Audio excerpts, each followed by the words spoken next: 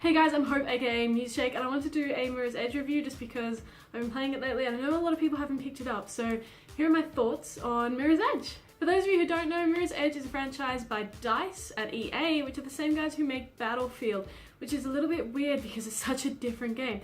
It's also the owner to the coolest name in history. I mean, Mirror's Edge. How cool is that? It's just too cool.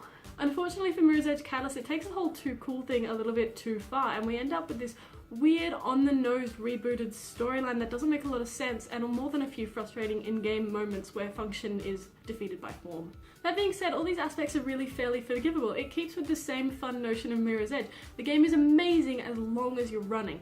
Traversing the world is so much fun, and it's such a good game. It's only when it deviates from this that you have problems. Now here's where I do what any self-respecting runner would do, and I blame society.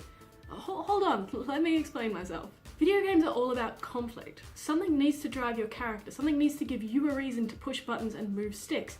In most video games, this is going to be enemies. You need to kill. Hell, even Batman kills, and he says he doesn't. He drives a giant tank around a city. He totally kills. Because of this, combat is ham-fisted into the Mirror's Edge game, and it really shouldn't be there. It works well when you're traversing, so you use combat to keep moving, say by pushing a guard out of the way or jumping on from a great height.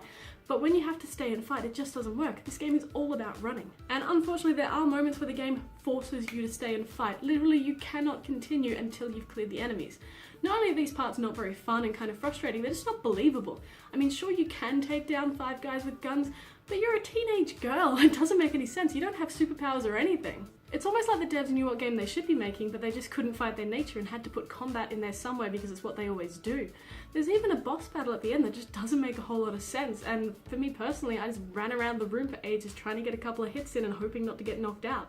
It's not that it was difficult, it's just not fun, and it takes from the game what it should be adding. This isn't to say I didn't like Mirror's Edge Catalyst, I did. I really like running.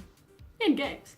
And there just needs to be more of it, and less fighting. Mirror's Edge shines when you string together a bunch of complex moves, roll runs, jumps, swings, hangs, and then finally nail it and shave seconds off your time. That's what Mirror's Edge is good for, that's where the challenge comes from it, and it's so satisfying to nail a good combination. Faith is a runner, goddammit! Let Faith run! Alright, that was my Mirror's Edge review. Thank you guys so much for watching. Let me know if you've played Mirror's Edge and if you agree with me in the comments below. We'll have a chat about it because I think this whole fighting duality in games is very interesting. And I'll see you next time on Double XP.